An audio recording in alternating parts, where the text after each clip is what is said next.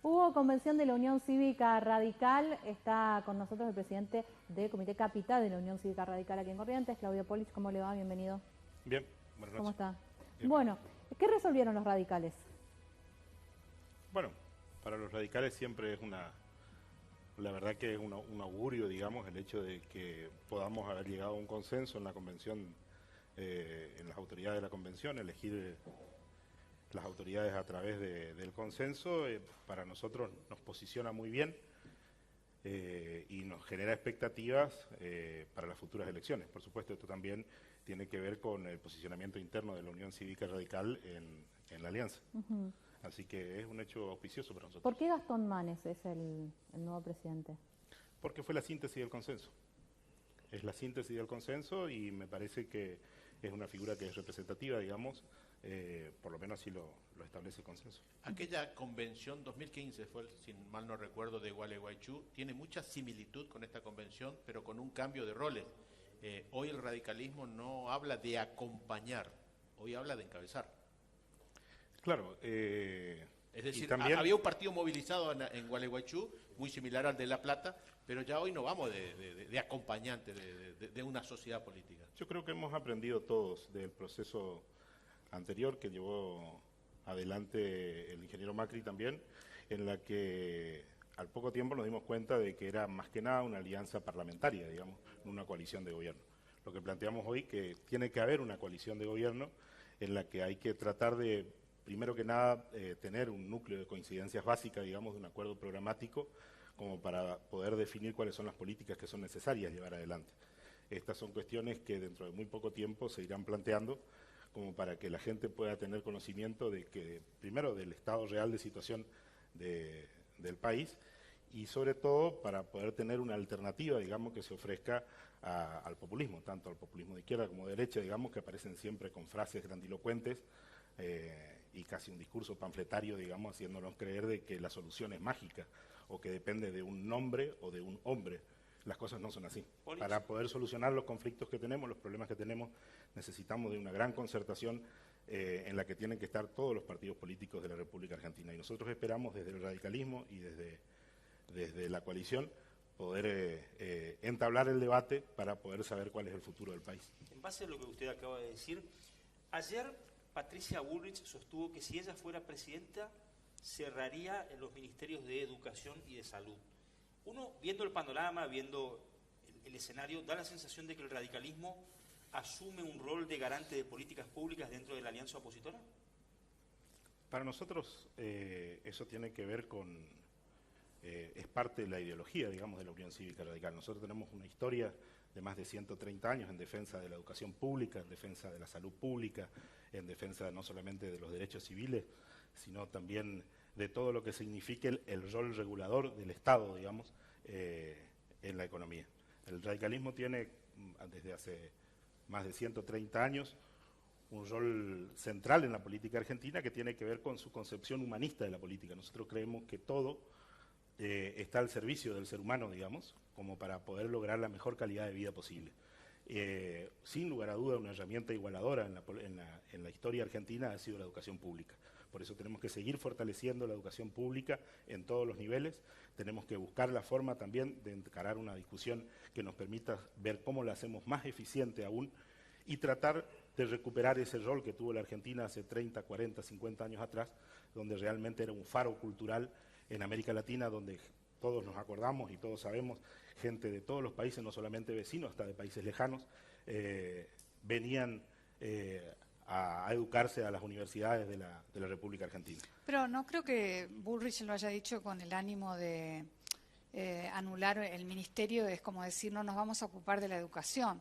Yo creo que lo dice porque hay una enorme burocracia, como hay en la mayoría de los organismos oficiales nacionales, y ella dijo que hay que conformar una organización más federal con participación de los ministros. Sí, yo me imagino que hace referencia a que hoy el gobierno nacional tiene un Ministerio de Educación, pero no tiene escuelas. Exactamente. Y el gobierno nacional tiene un Ministerio de Salud Pública, pero no tiene hospitales. Exactamente. Entonces, todo el gasto, digamos, y la inversión está destinada a las provincias. Porque digamos. justamente Son las ahora provincias las que financian el lo sistema que el educativo. ciudadano sabe que es este Estado tan pesado, con tanta carga impositiva para sostenerlo, que es lo que asfixia la actividad privada.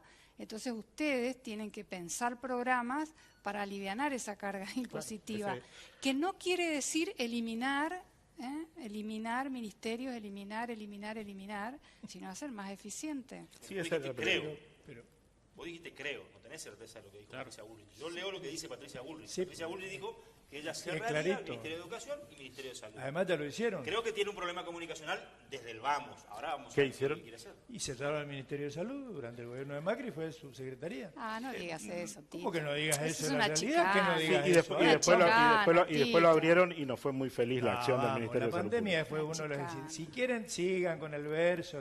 Tenemos No, es uno un de los, verso, es un- Bueno, tenemos vamos. uno de los niveles de vacunación. 130.000 Tenemos muertos uno de los niveles de vacunación más altos del mundo. Tenemos uno de los mejores Ah. tratamientos de la De pandemia. cuarta. El Si manejo quieren fue- seguir con el verso político, sigan. Pregunta Verso para... es el que hace vos todas las semanas. Pregunta para Polich. Verso político. Mirá, Después ¿quién podemos viene a hablar- de verso político? después podemos hablar del vacunatorio. Pregunta ¿viste? para Justamente. Polich. Dijo el gobernador Morales, el radicalismo no va a ser más furgón de cola del PRO. Esto marcha, dijo, et- acá está el futuro presidente, dijo. esto marcha en esa dirección. Sin lugar a dudas, es uno de los objetivos que tiene la Unión Cívica Radical. Sí, hoy hacía una pregunta su colega con respecto a la diferencia con la Convención de Gualeguaychú. Esta es una de las diferencias. Y como les decía, nosotros creemos que había una experiencia importante en la coalición anterior, en la que creo que todos debieron haber aprendido o debimos haber aprendido. Pero También el PRO, te puedo interrumpir. sí, claro. El PRO prácticamente, y con muchos intentos del radicalismo, no los dejó participar en el gobierno. Es una crítica Y así le fue. un dolor que creo que tiene el radicalismo. Y así le fue. ¿Hay una decisión de cambiar eso? Si somos inteligentes, sí. Yo creo que tenemos que apostar, como te decía, a la experiencia que hemos adquirido en todo este tiempo y en el manejo que tenemos hoy, no solamente de la coyuntura política, sino también de lo que significa una coalición en el gobierno. ¿Y cómo van a Corrientes resolver tiene, una interna? Corrientes tiene una gran experiencia y puede aportar mucho en ese sentido. Por eso para nosotros es importante que se entienda el concepto de coalición. Nosotros no pretendemos bajo ningún concepto decir que somos los dueños de la verdad, pero tampoco podemos de alguna manera ser convidados de piedra en un gobierno que hemos ayudado a ¿Y construir. cómo van a resolver? Porque evidentemente los Conversando. otros sectores políticos están conversando, llegando a un consenso o con paso.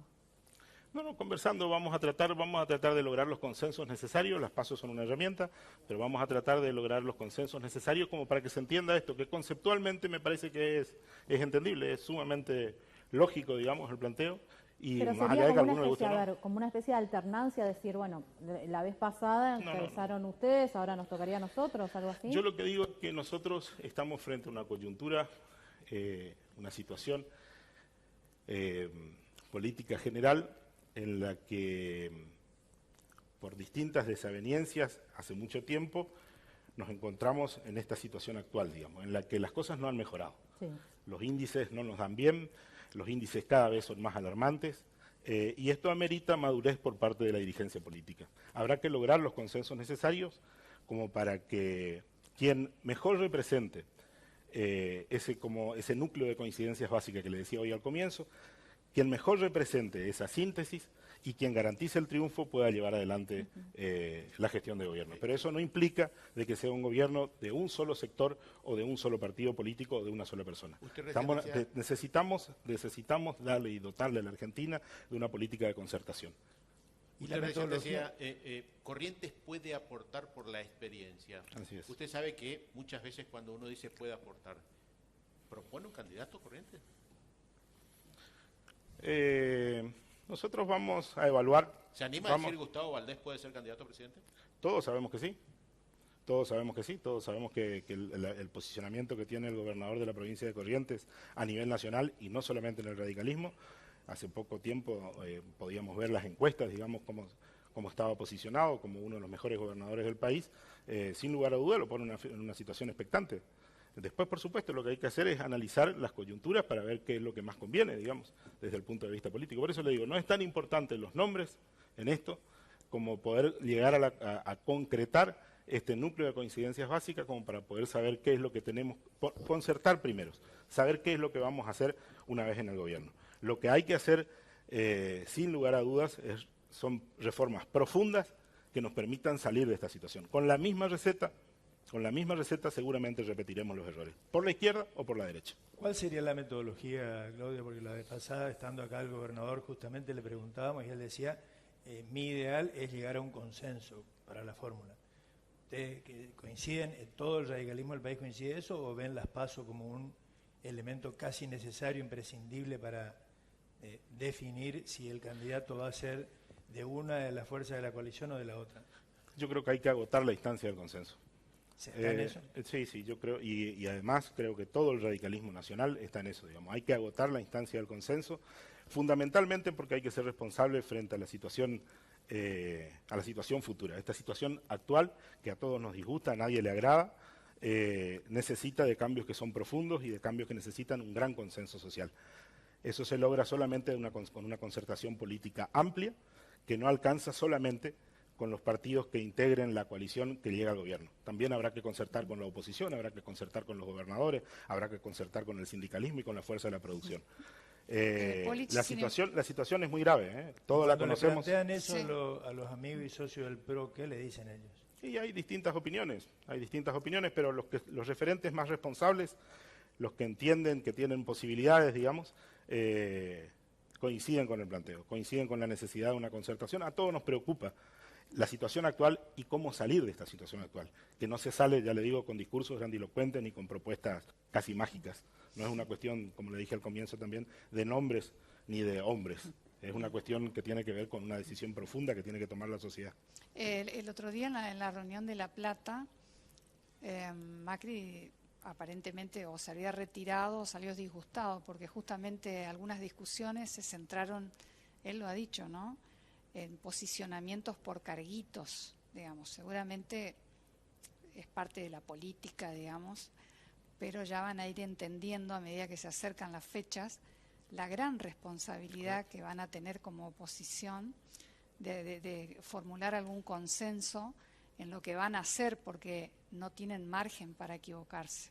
La sociedad argentina, el país en general, no tiene margen para un nuevo fracaso.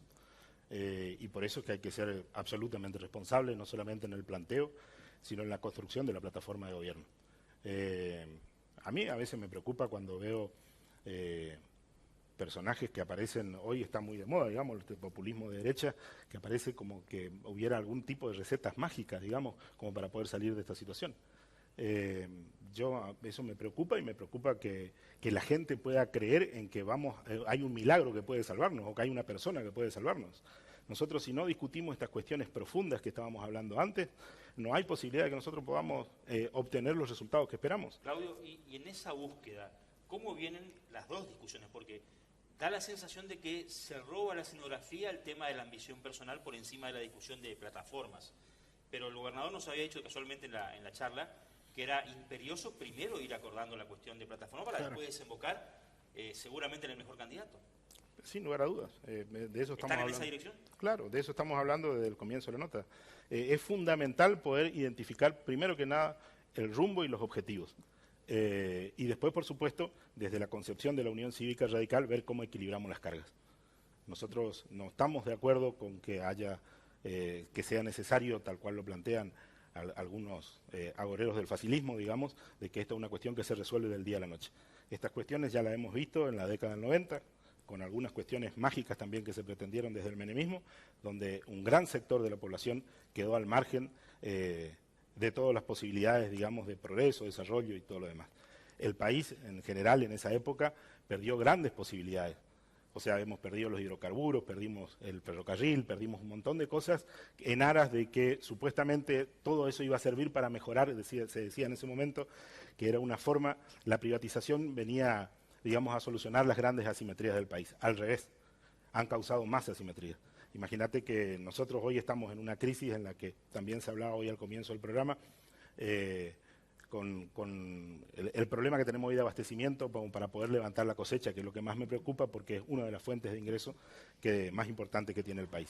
Y eso tiene que ver con esto que hemos hecho, digamos, en la década del 90.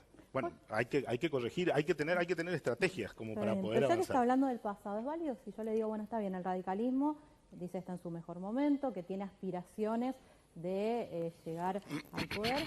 Y si yo le digo, bueno, pero cuando fueron gobierno a nivel nacional, Alfonsín de la Rúa, y podríamos ubicarlo a Cobos como vicepresidente, no les fue bien. ¿Qué me dice usted? ¿En qué cambió? ¿Por qué ahora sí? Y te digo que a veces vos querés hablar de la historia y a veces no. Ahora vamos a hablar de la historia. Para ponernos de acuerdo. Vos me decías que con Alfonsín no le había ido bien. Y no terminaron su mandato. Son momentos históricos. Yo lo que te digo es que en Por una 1983 uno de los objetivos que nos trazamos como partido político fue la recuperación de la democracia. Y sin lugar a dudas ha sido un éxito. Hemos tenido varios inconvenientes a nivel institucional, pero siempre se ha preservado el sistema democrático. Hubieron algunos inconvenientes, algunos tal vez de alguna manera inducido por cuestiones externas, digamos, y también por deslealtades políticas que fueron una complicación. Pero el gobierno de Alfonsín para nosotros no es solamente, digamos, la recuperación de la democracia y su política de derechos humanos. Nosotros creemos que se han logrado cosas profundas, como el Mercosur, se han logrado cosas profundas que tenían que ver con caminos que hemos empezado, digamos, como el Congreso Pedagógico y muchas otras cosas. Después se suscitaron los acontecimientos que todos conocemos. Por el otro lado también había un presidente de la Nación que decía nosotros estamos listos para asumir, había un ministro de Economía que se perfilaba en ese momento diciendo no le adelanten ningún tipo de préstamo a la Argentina porque nosotros no vamos a reconocer eso, como asfixiando al gobierno. Esas fueron las situaciones que fueron las causales, digamos, de la entrega anticipada del gobierno. Y por el otro lado, bueno, usted me decía lo de Julio Cobos. Rúa y después Cobos. Bueno, lo de Julio Cobos para mí también fue un vicepresidente que tuvo un rol que fue protagónico, que de alguna manera me parece a mí que sirvió para la pacificación en ese momento. No hay que olvidarse del contexto. El país entero estaba paralizado. Hablando del voto no positivo con claro, la pretensión. Estoy hablando de eso. Que en definitiva eso es lo que nos acordamos de Cobos. En definitiva eso es lo que nos acordamos de Cobos, porque jugó muy bien el rol de vicepresidente. Tal vez en el momento crucial, digamos, de su rol como vicepresidente, como presidente del Senado, y en el momento de las definiciones, yo creo que su voto facilitó la posibilidad de la búsqueda de una concertación, que es lo que hizo que nosotros hoy tengamos esta situación, y en ese momento se evitó. Yo me acuerdo, yo estaba en la provincia de Entre Ríos el día que se votó, y estaba en la provincia de Entre Ríos porque no podíamos llegar a la provincia de Corrientes. Estaban todas las rutas cortadas, todos los camiones sobre la ruta, el sector del agro, algunos decían que hasta inclusive con armas de fuego, digamos, dispuestos a confrontar y a enfrentar al Poder Ejecutivo Nacional. Todas estas cuestiones, a veces si uno las saca del contexto histórico y uno las analiza aisladamente, pareciera ser que no tuvieron importancia del punto de vista político en esa circunstancia, pero hay que contextualizar la información como para poder tener, si no vamos a caer en una cuestión de que los resultados se miden, o mejor dicho, que los resultados de las gestiones tienen que ver por si uno pierde o si uno gana. Y los que hacemos política sabemos que nadie pierde siempre ni nadie gana siempre. Lo importante acá es que algunas ideas puedan triunfar. ¿Cómo califica la gestión de Alberto Fernández? Yo creo que la gente la califica, yo coincido con la mayoría de la gente. Tiene un alto índice de imagen negativa y yo creo que sin lugar a dudas los números lo muestran. Estamos por arriba del 50% de pobreza, estamos con una inflación que no tiene control, estamos con problemas con el abastecimiento de combustible, estamos con problemas con todo el abastecimiento energético, y está con un grave problema político interno que de alguna manera hace que haya un doble comando de discurso, de acción e inacción, digamos, que es lo que nos lleva a esta situación. Resta un año y medio de gestión de Alberto Fernández aproximadamente. ¿Cuál debería ser el rol del radicalismo en el Parlamento, que es lo que tiene hoy su representante? Garantizar la continuidad del gobierno. Nosotros tenemos que garantizar la continuidad del gobierno, darle todas las herramientas como para que pueda gobernar de la mejor manera posible y que podamos tener una elección con tranquilidad, en paz, y que los ciudadanos puedan... ¿No ir a trabar todo y que se vayan antes? No, esa no es una actitud democrática, eso no es una actitud republicana, eso no es una actitud digna de la Unión Cívica Radical. ¿Usted sabe que tiene algunos socios que estarían felices con eso? ¿Dentro del radicalismo? No, socios, me refiero No, yo hablo como radical. Yo hablo como radical. No, nosotros vamos a falta sostener. meter a algunos peronistas que también tienen... No, estamos hablando de Juntos por el Cambio, sí. La pelea es porque hoy el peronismo no está unido. No, sí, No seguro. necesitarían de la oposición si tuviesen unidad en el Y peronismo. Guillermo Lo más Moreno, grave son las conspiraciones de adentro. Guillermo Moreno, que ha dicho que tiene que renunciar Alberto. Bueno, pero Guillermo Moreno hoy es un personaje menor. El problema es tener la vicepresidenta de punta contra el presidente. Y cuando la presidenta es Cristina Kirchner, digamos. Por eso. O sea, no es cualquier vicepresidente. Usted, ministro de Obras Públicas, ¿cómo está afectando esta situación? Varias veces hablamos en la radio y nos decían que te estaba complicando el tema de poder acceder a los materiales por el desabastecimiento, por la falta de precios. ¿Cómo esto afecta a la gestión, específicamente a la obra pública? Hay una complicación, hay muchas cosas que son difíciles de conseguir, materiales, digamos, que son difíciles de conseguir, y esto va haciendo que, por supuesto, haya una depreciación en las obras. El proceso administrativo, a veces desde el llamado a licitación de una obra, por ejemplo, hasta la concreción de la oferta, hace que haya un desfasaje importante. Ahora, por ejemplo, dentro de poco tiempo vamos a volver a licitar la terminal de Curuzú, que es una obra importante y emblemática también, no solamente para la ciudad de Curuzú, sino para toda la región, que es una obra que se va a volver a licitar porque quedó absolutamente depreciada, digamos. O sea, licitan con un monto y después cuando se quiera hacer, nadie la puede hacer por ese monto. No, ¿sí? es que los oferentes deciden no participar. Los precios son irrisorios. Hace poquito tiempo, la semana pasada, licitamos 15 centros de desarrollo infantil para 15 localidades del interior, también con precios de junio del año pasado. Estos precios han aumentado por lo menos entre el 47 y el 50%. Hemos podido lograr algún marco de entendimiento con la entidad financiadora, digamos, que estas obras las financia el Gobierno Nacional, y vamos a ver cuál es el resultado que tiene. Se hicieron las licitaciones, cada una de las empresas hizo su mejor oferta, pero ahora quedará para que la entidad que financia, digamos, la obra pueda evaluar de acuerdo a las ofertas recibidas. Pero todo esto tiene que ver con esta inestabilidad que nos genera, digamos, el hecho de tener una inflación que nos preocupa, le preocupa al ciudadano común, pero también le preocupa a los estados, tanto municipales, provinciales como en el mismo nacional, porque estas cuestiones siguen complicando. El tema del transporte y los subsidios. Ahí tenemos un planteo hecho hace mucho tiempo en una herramienta muy importante de la que estamos participando y formamos parte, que es el Foro de Gobernadores del Norte Grande, y se ha hecho ahí un planteo que no es solamente una cuestión del gobierno de la provincia de Corrientes, sino de las 10 provincias que componen este grupo de gobernadores del Norte Grande, donde se pide que haya un reparto más equitativo y menos centralista, digamos. Ustedes saben que el 80% del subsidio del transporte queda en el área metropolitana del Gran Buenos Aires y el 20% se reparte en el resto de todas las provincias del país. Por supuesto, esto hace que el lugar que recibe el mayor salario per cápita pague el boleto más barato del país. Y los lugares más pobres del país, que son las provincias del norte, como algunas provincias del sur también, que son los que tienen los sueldos más bajos, tengan que pagar el boleto más caro.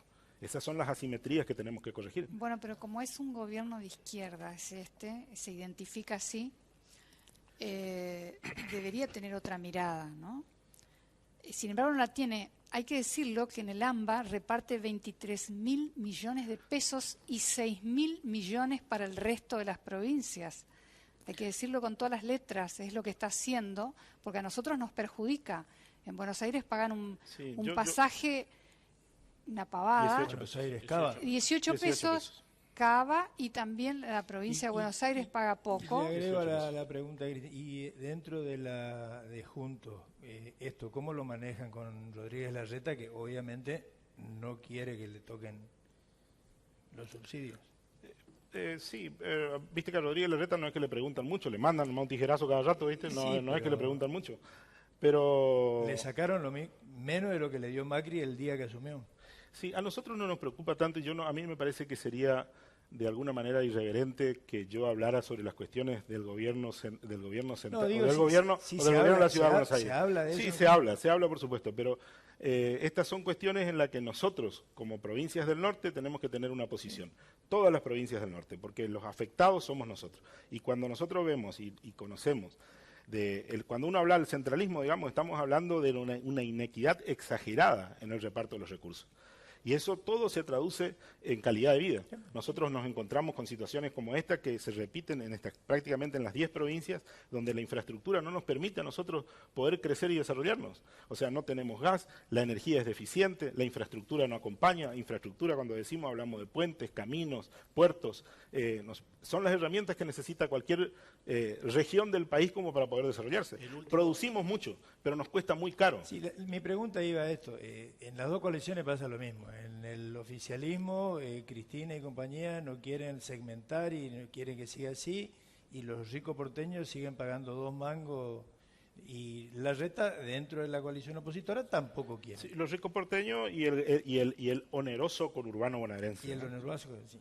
El oneroso conurbano bonaerense. Nosotros tenemos que saber de que cada vez que se toman decisiones, digamos, por ahí lo ponemos porque nos gusta a nosotros como provincianos, digamos, hablar de los porteños. Pero tenemos que hablar del conurbano bonaerense, que se beneficia de la misma forma y mucho más ineficientemente. Nadie puede comparar el nivel de vida que tienen sectores del conurbano bonaerense con lo que tiene la Ciudad Autónoma de Buenos Aires. Pero esa es la pelea del país central que tendrán que arreglarla ellos. Nosotros queremos una distribución equitativa de los recursos. Nosotros queremos una distribución equitativa de los recursos y queremos un país más federal. El viernes, en la reunión de Tucumán, los 10 gobernadores, en realidad los presentes, porque hubo vicegobernadores y no gobernadores en su totalidad, hablaron, tenemos censo nuevo, que va a ser muy importante, y que tenemos una mora realmente considerable con lo que significa la discusión del proceso coparticipable en la Argentina. ¿Será el momento? Ojalá, nosotros hace rato venimos peleando, nosotros, como ustedes saben también, hace un tiempo a la fecha hemos perdido un punto de coparticipación que lo seguimos reclamando, porque nosotros creemos que nos corresponde, poblaciones que tienen, provincias que tienen mucho menos población que Corrientes tienen más coparticipación que la provincia de Corrientes, y nosotros vamos a seguir bregando para poder conseguir eso. Pero estas cuestiones que estamos hablando son las cuestiones centrales del país.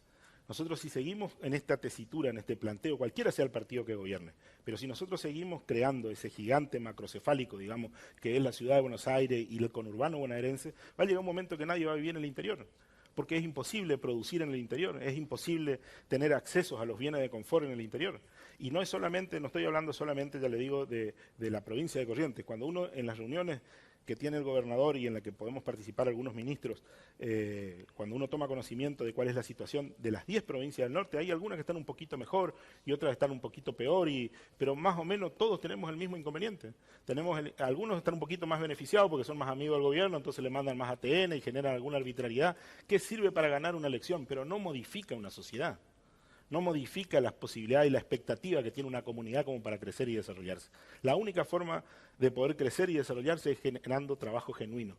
Y para poder generar trabajo genuino tenemos que tener las condiciones. Y las condiciones es infraestructura, energía, puertos, caminos, rutas, puentes, que nos permitan poder mover, sacar la producción y darle calidad y darle también un precio competitivo a nuestra producción. Si no, nosotros no lo vamos a poder lograr. Y para eso es necesario que haya un país que tenga una visión más federal y no tan centralista como la ha tenido en estos últimos años. Polich, gracias por venir. A ustedes, muchas gracias. Muchísimas gracias.